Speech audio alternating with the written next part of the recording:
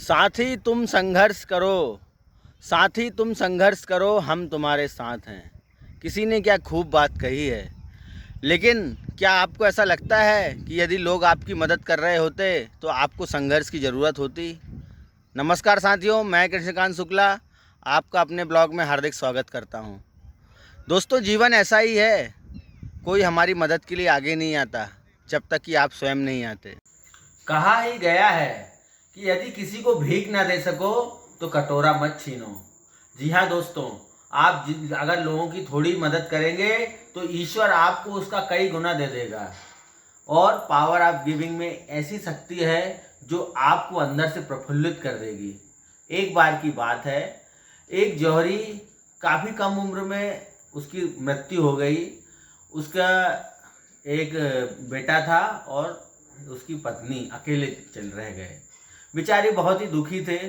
बेटा 12-13 साल का हो गया था, बड़ा हो चला था, समझदार हो चला था। एक दिन माँ ने बेटे को बुलाया अपने पास, बोला बेटा, आपके पिताजी की मृत्यु होने के बाद में हमारे पास में बहुत ही कम पैसे रह गए हैं। अब हमें सर्वाइवल करने में, हमारे खाना पीना, आपकी पढ़ाई का जो खर्च है उठाने में मैं बहुत ही असमर्थ हो रही हूँ। अब हमें कुछ करने इसकी व्यवस्था करनी पड़ेगी। बोले ये थोड़े से कुछ गहने बचे हुए हैं मेरे पास, आप इनको ले जाओ।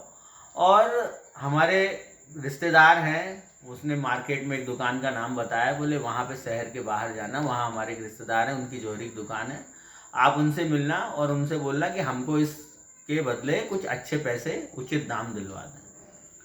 वो बच्चा ने माँ की बात सुनी, वो पोटली लेकर उन महाशय के पास चला गया और अंकल को बताया कि अंकल ऐसे ऐसे मैं उनका लड़का हूँ, उनकी मृत्यु हो गई है, डेथ हो गई है। वो जानते थे। बोले बेटा बैठो। बोले माँ ने मुझे भेजा है आपके पास में, और ये हमारे पास में कुछ आभूषण हैं, माँ के कुछ जेवरात हैं।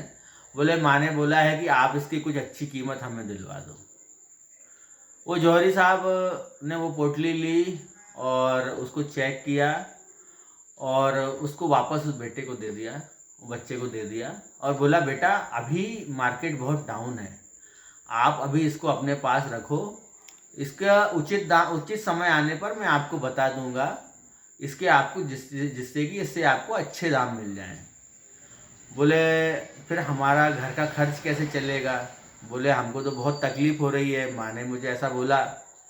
बोले आप एक काम करो, आप स्कूल जाते हो? बोले हाँ मैं स्कूल जाता हूँ। बोले शाम को अगर हो सके तो 1-1.5 घंटे के लिए दुकान पे आ जाया करो, तो मैं आपको कुछ काम सिखा दूंगा और उसके बदले में मैं आपकी कुछ मदद भी कर दूंगा और आपकी पढ़ाई का खर्च तो मैं सारा उठा लूंगा। आप परेशान मत होना, मैं जब तक नहीं हो रहा है आपकी व्यवस्थाएं तब तक मैं आपकी मदद कर दूंगा। बच्चा खुशी खुशी वो पोटली लेकर आ गया, माँ को वो पोटली दी और माँ को पूरी बात बताई। माँ ने भगवान की तरफ शुक्रिया अदा किया और बोला कि इतने अच्छे रिश्तेदार भी हमारे हैं। बोले ये तुम्हारे पापा के अच्छे कर्मों का फल है कि लोग बाग हमारी इतनी मदद करने के लिए तैयार हैं। और ठीक है बेटा, तुम तो अंकल के पास चले जाया करो।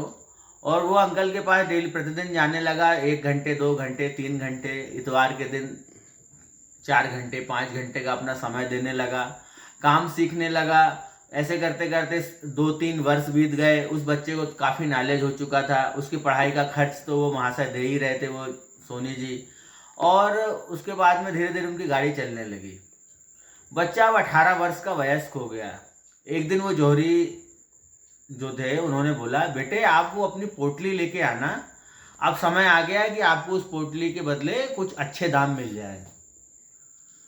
अब बच्चे को तो काफ़ी नॉलेज हो गया था सोने चांदी का, आभूषण का, हीरे जवाहरात का, और वो काफ़ी पारखी भी बन गया था प्रतिदिन उस दुकान में काम करते करते। वो घर आया, उसको याद आ गई, माँ से वो पोटली बोली, माँ अंकल ने बोला है कि आप उस जेवर के बेचने का उचित समय, उचित मूल्य हमें मिल जाएगा, समय आ गया है, मार्केट अच्छा है।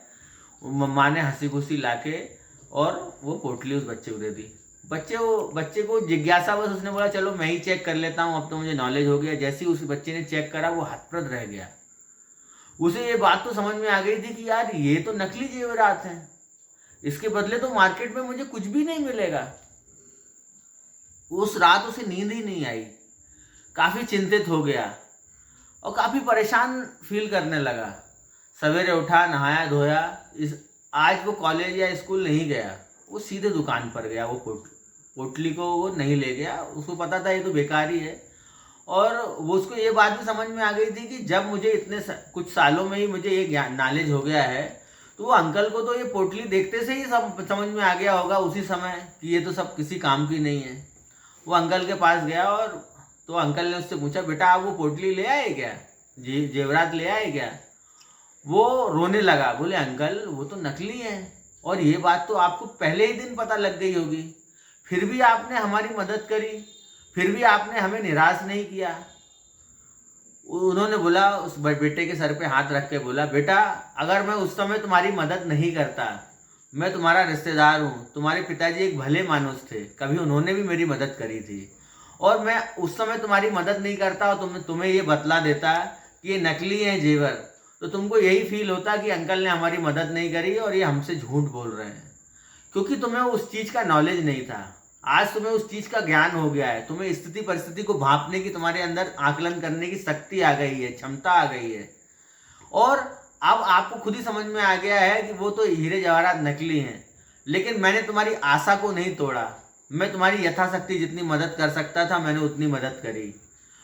और दोस्तों बड़ी छोटी सी बात है, वो आदमी चाहता तो उस बच्चे की मदद नहीं करता, उसको साफ साफ उसी समय बता सकता था कि ये आपके जेवर नकली हैं, आप यहाँ से चले जाइए, लेकिन उसको पता था ये कहीं और भी जाके बेचेगा, किसी इमरजेंसी बेचेगा तो उसको कुछ भी पैसे नहीं मिलेंगे।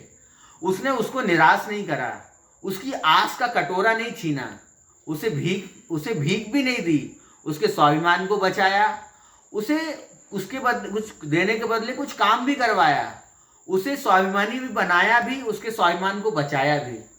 दोस्तों आप भी ऐसा करिए और आप देखिए वो ईश्वर आपको इतना कुछ लौटा कर देगा, अगर यदि आप किसी को 1 रुपए की मदद करेंगे तो मैं यकीन मानिए हजारों गुना वो ईश्वर आपको उसका वापस कर देगा। दोस्तों किसी की मदद करके जो आपके चेहरे पर मुस्कान आती है, जो प्रसन्नता आती है, जो आपका आत्मविश्वास बढ़ता है, जब आपका हाथ ऊपर रहता है तो पावर ऑफ गिविंग आपको अंदर से प्रफुल्लित कर देती है और आपका जीवन सुखमय हो जाता है। आशा करता हूँ आपको मेरे मोटिवेशनल ब्लॉग अच्छे लग रहे होंगे। आपके जो कमेंट आते हैं उसकी मैं दिल से प्रशंसा करता हूँ और आपको बहुत कोटि कोटि नमन और धन्यवाद करता हूँ।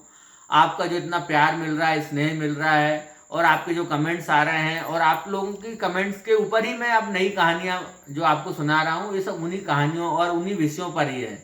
यदि आपको भी लगता है कुछ नए विषयों पर आप कुछ सुनना चाहते हैं, मनन करना चाहते हैं, डिस्कशन करना चाहते हैं, तो आप मुझसे जुड़े रहिए। अपने प्यारे रिश्तेदारों से, अपने नियर एंड डियर से मेरे ब्लॉग्स को, मेरे वीडियोस को शेयर करिए। यदि जीवन में मैं किसी का एक पल में भी प्रेरित करने में सफल रहा तो मैं मानूंगा मेरा जीवन सफल हो गया। इसी के साथ हम फिर मिलेंगे। Take care, bye bye.